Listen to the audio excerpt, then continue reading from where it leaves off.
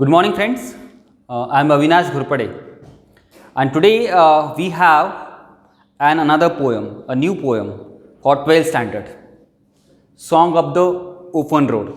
A poem is composed by Walt Whitman. Poem is quite interesting, and we are going to see line by line, word by word explanation of this poem. We are going to also see the thematical and technical aspect of this poem. This poet is quite interesting in the sense कि आप अपनी life किस तरह से जीते हो, because we have worries, we have tension, anxiety and everything in our life, expectation, hope और सब चीज़ें अपने लाइफ में होती है और हम we often carry all those things along with our self whenever we move, whenever we go. तो प्रॉब्लम वही होता है कि उस सभी चीज़ों को साथ में लेके हम अपनी लाइफ जीते हैं और कभी कभी हम टेंशन में रहते हैं सब चीज़ों के. तो ये जो पोएम है ये रोमांटिक टोन में लिखी हुई एक पोएम है और इसमें बहुत अच्छी अच्छी चीज़ें हमें सीखने को मिलने वाली है. तो वॉल्ट विटमैन ने ये जब पोएम लिखी है, वॉल्ट विटमैन ये बड़ा नाम है अमेरिकन लिटरेचर में. ओ कैप्टन माय कैप्टन इनकी एक पोएम है. तो ये बहुत ही फेमस पोएम है. ये भी हम सॉन्ग ऑफ द रोड इसके बारे में हम पढ़ने जा रहे हैं. तो देखते हैं कि क्या इस पोएम में एग्जैक्टली ये बताने की कोशिश कर रहे हैं. मैं पूरी चीज़ें पढ़ लेता हूँ, वर्ड्स, डिफिकल्ट वर्ड्स का मीनिंग और पोएटिक डिवाइसेस के बारे में मैं आपको बताने वाला हूँ. Afoot and light hearted I take the open road. Afoot and light hearted I take the open road. तो एक ओपन रोड है. ऑब्वियसली यहाँ रोड का मतलब सिर्फ रोड नहीं है. Poet is walking not only on the road or not merely on the road. Poet is talking about the journey of a life. तो पोएट या लाइफ की जर्नी बता रहा है. ओके, तो ये एक रोड को मेटाफोरिकली लेके वो बता रहा है. तो afoot and light hearted I take to open road. Then healthy free the world before me.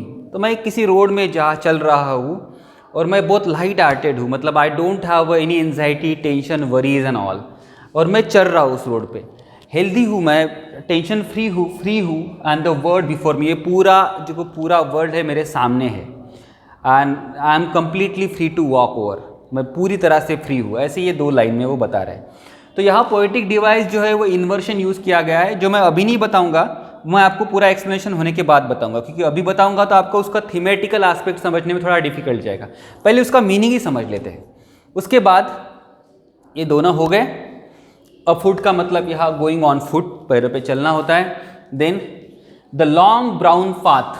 Brown path का मतलब वो ब्राउन कलर में ऐसे नहीं, वो बेयर पाथ, जैसे खुली हुई ऐसी पाथ है. The long brown path before me leading wherever I choose. तो जो रास्ता है, मैं जहाँ जाना चाहता हूँ मैं वहाँ जा सकता हूँ. लीडिंग मी, मुझे लेके जा रहा है. वेरेवर आई चूज़, जहाँ कहीं पे भी मैं जाना चाहता हूँ, वेरेवर आई चूज़, तो वो मुझे लेके जा रहा है. ओके, तो यहाँ पे वो यही बोल रहे, the long brown path before me leading wherever I choose. उसके बाद ये हेंसफोर्थ, मुझे लगता है कि एक स्टांजा हो चुका है. First stanza contains only 3 lines. First stanza contains only 3 lines and the second stanza contains 4 lines. This poem is written in free verse. There is no rhyming schemes and meters. तो ये free verse में आपको rhyming verse नहीं दिखेगा, metre भी नहीं दिखेगा इसमें. Coming to the second stanza.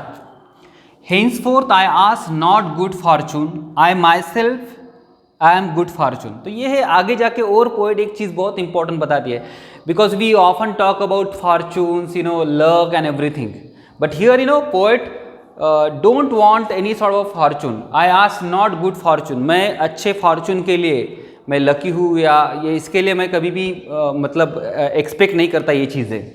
I myself I am good fortune. और मेरा जो फॉर्चून है वो अच्छा ही है, ऐसे वो बोल रहे हैं. तो poet here is very optimistic, very positive about life. तो मुझे फॉर्चून नहीं चाहिए, मैं खुद ही गुड फॉर्चून मेरे पास है, ऐसे यहाँ बोल रहे. First line of the second stanza. Henceforth का मतलब होता है फ्रॉम दैट टाइम, और वहाँ से मतलब मैं I am walking on the road, journey of a life, I am travelling somewhere. तो वहाँ ही वो बोल रहे हैं कि मुझे कोई फॉर्चून नहीं चाहिए, मेरे पास ऑलरेडी मेरा गुड फॉर्चून है, ये बोल रहे हैं। नेक्स्ट, हेंसफोर्थ का मतलब फ्रॉम दैट टाइम, वहाँ से। हेंसफोर्थ आई विम्पर नो मोर। विम्पर का मतलब होता है एगोनी, एगोनी का मतलब होता है पेन, पेन का मतलब होता है अनहैप्पी, विम्पर अनहैप्पी। हेंसफोर्थ, तो मैं जब जर्नी लाइफ की मैं ट्रैवल कर रहा हूँ, आई विम्पर नो मोर, मुझे किसी भी बात का दुख नहीं है, मुझे किसी भी बात का गम नहीं है। पोस्टपोन्ड नो मोर, और मैं कोई भी चीज़ें पोस्टपोन्ड नहीं करता हूँ, अगर कोई चीज़ करनी है तो I do it, okay. Postponed no more. Then need nothing, और मुझे कुछ भी नहीं चाहिए, नीड नथिंग, मुझे कुछ भी नहीं चाहिए। सी, तो ये पूरे सेंटेंस में आप एक चीज़ नोटिस कर सकते हैं कि पोएट को कोई वरी नहीं है, उसको कोई एगोनी नहीं है, मतलब कोई दुख नहीं है, वो अनहैप्पी नहीं है, वो कोई चीज़ों को पोस्टपोन नहीं करता है, वो स्टार्ट कर लेता है खुद से, नीड नथिंग, और उसको कुछ चाहिए भी नहीं। तो बहुत ही ऑप्टिमिस्टिक, पॉजिटिव, फुलफिल्ड ये लाइन है। जनरली हम अपने लाइफ में बहुत सारी चीज़ों को एक्सपेक्ट करते हैं, तो ये लाइन बिल्कुल एक्सपेक्टेशन के अपोजिट है, this line. So sometime through out life we expect something, we want more and more, तो ये no more है इस लाइन में एक्चुअली, तो उनको कुछ नहीं चाहिए। मतलब पोएट यहाँ कंटेंट है, समाधानी है, हैप्पी है, ऐसे यहाँ दिख रहे हैं, ओके। तो ये देख सकते हैं third line, done with indoor complaints. मैं इंडोर कंप्लेंट मेरी मतलब डन विथ इंडोर कंप्लेंट्स का मतलब, so I am not worried about complaints now. Indoor मतलब probably family complaints, probably the complaints of a close ones, because we are always dealing with the complaints with the close ones. We are also complaining about them and they are complaining about us, about me. तो I have done with indoor complaints, अभी मुझे किसी से कुछ भी complaints नहीं है, ऐसे वो बोल रहे हैं। लाइब्रेरीज, तो यहाँ लाइब्रेरीज का मतलब बहुत अलग सेंस में हो सकता है। So I have done with libraries का मतलब, for example I have done with all the emotions, तो मैं सब इमोशंस से मैं थोड़ा सा फ्री हूँ। यहाँ ये वर्ड्स बहुत इंपॉर्टेंट है, querulous criticism, I have done with querulous criticism, मतलब I have no complaint about the people. ये कोरलस का मतलब ये है, कंप्लेंट ही है। कोरलस क्रिटिसिज्म मतलब I am not worried about the criticism of a people, I don't have any complaint about people. Complaining people is also a instinct nature of a human being, आप देख सकते हैं, और उसी में वो लाइफ, लोगों को कंप्लेंट करने में ही वो लाइफ उसकी चली जाती है। तो ये भी बोल रहा है कि कोरलस क्रिटिसिज्म मतलब I don't have a complaint about those people who are criticizing about me, जो मुझे क्रिटिसाइज करते हैं उनके बारे में भी मुझे कोई कंप्लेंट नहीं है, ये यहाँ बोल रहे हैं। लास्ट वाली लाइन मैं सेकंड स्टांजा की पढ़ रहा हूँ, strong and content, I am strong and content, मैं बहुत स्ट्रांग हूँ और कंटेंट हूँ, समाधानी हूँ, जो बहुत इंपॉर्टेंट है। I travel the open road, मैं ओपन रोड में ट्रैवल कर रहा हूँ, मतलब I am living my life happily, I am living my life with content. तो ये बोल रही है लास्ट वाले सेकंड स्टांजा का लास्ट लाइन में। तो ये इतना इजी पोएम है, और हम देख रहे हैं कि पोएट अपने लाइफ के साथ बहुत ज़्यादा खुश है। He doesn't have any complaints, he never look after or he never look up to the criticism of a people, या फिर वो बहुत समाधानी और अच्छी तरह से लाइफ जी रहे हैं, उनको किसी चीज़ का एक्सपेक्टेशन भी नहीं है, ये भी हमें पता चला है इस टू स्टांजाज में। Coming to the technical aspect of this poem, यहाँ दो मैंने स्टांजाज लिख के रखे हैं, मैं पहला स्टांजा पढ़ लेता हूँ, बहुत ईजी है, आपको जल्दी समझ में आएगा। Afoot and light hearted I take to the open road. तो कमिंग टू, यहाँ से हम पढ़ रहे the song of the open road, ये खुद के टाइटल में ही एक पोएटिक डिवाइस छुपा हुआ है, song of the open road, road का सॉन्ग। क्या कोई भी रोड सॉन्ग गा सकता है? Did you ever hear the song और listen the song of a road? No, song itself can not be sing, can not be sung, वो गा नहीं सकता। गा कौन सकता है? We are human being. लेकिन यहाँ बोल रहे कि रोड गाना गा रहा है, मतलब road is behaving here as a human being, it's a personification my dear friend. तो ये जो है, ये है पर्सोनिफिकेशन। अब पर्सोनिफिकेशन का एक्सप्लेनेशन कैसे लिखना है, मैंने आपको बहुत सारे पोएम में ऑलरेडी बताया हुआ है। When an inanimate object behaves as a human being, it's a personification. तो रोड यहाँ गाना गा रहा है इसलिए ये पर्सोनिफिकेशन है, इसके टाइटल में पर्सोनिफिकेशन है। पहली लाइन देख लेते हैं, afoot and light hearted I take to open road. मैं जब ये पढ़ा लाइन तो मुझे लगा कि मैं ओपन रोड पे चल रहा हूँ और मैं लाइट हार्टेड हूँ वगैरह वगैरह ऐसे कुछ है, लेकिन मुझे यहाँ ग्रामेटिकली कंस्ट्रक्शन थोड़ी सी अच्छी नहीं लगी, मतलब ये प्रॉपर नहीं लगी।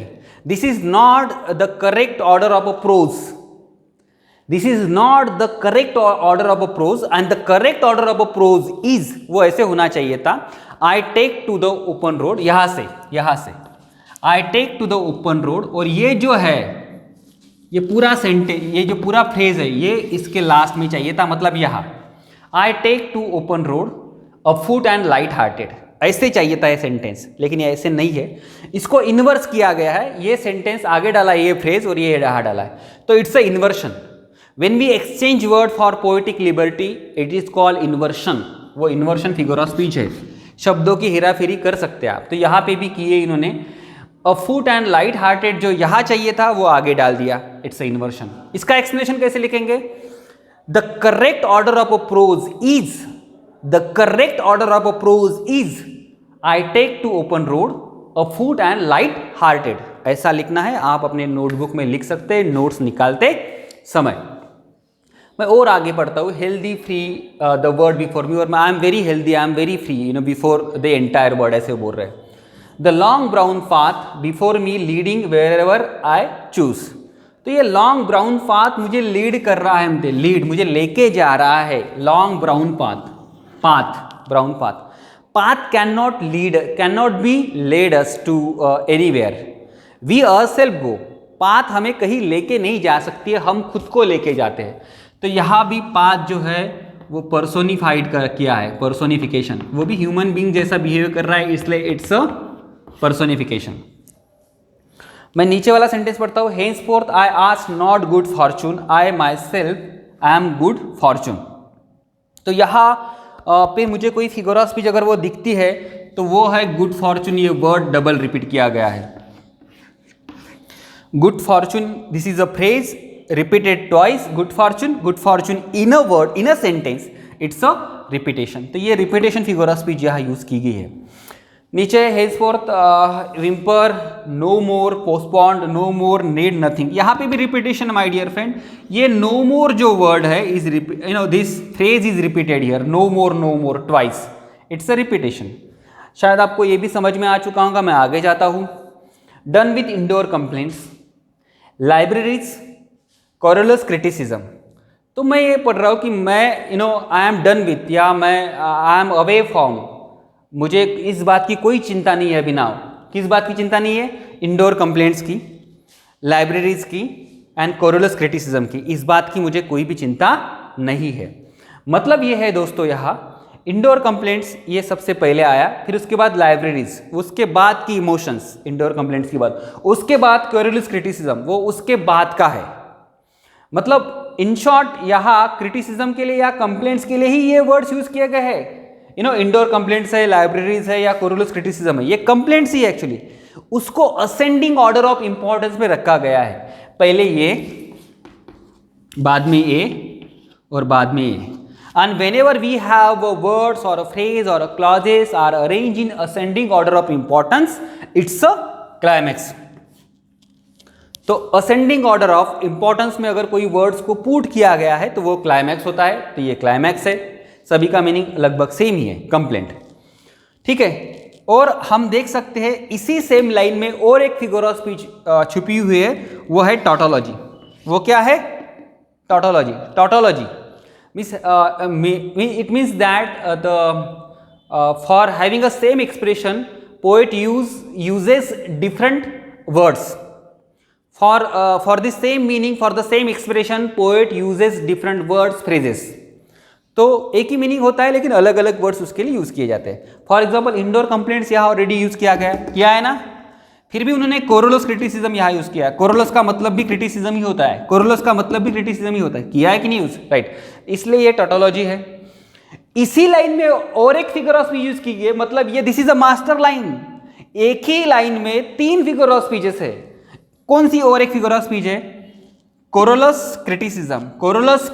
कोरोलस का जो प्रोनाउंसिएशन ऑफ द वर्ड है वो है के। क्रिटिसिज्म भी के से प्रोनाउंस हो रहा है, दो इट बिगिंस विथ सी, दो इट बिगिंस विथ क्यू, तो दोनों सी या क्यू से बिगिंस हो रहे हैं, लेकिन उसका प्रोनाउंसिएशन जो है वो के से स्टार्ट हो रहा है, कोरोलस। So the K letter is repeated for poetic effect and it's a alliteration. समझ में आ रहा है आपको? तो एक ही लाइंस में तीन तीन फिगर ऑफ स्पीचेस यहाँ यूज किए गए हैं है। Strong and content I travel the open road, इस तरह से खत्म। तो I have emphasized over the explanation of this poem. I have also highlighted very important poetic device. There is no rhyming scheme since this poem is written in free verse. There is no meter. Song of the Open Road by Walt Whitman. So this is all about two stanzas. Let's see remaining two stanzas of this poem. Okay, you can take screenshot of this.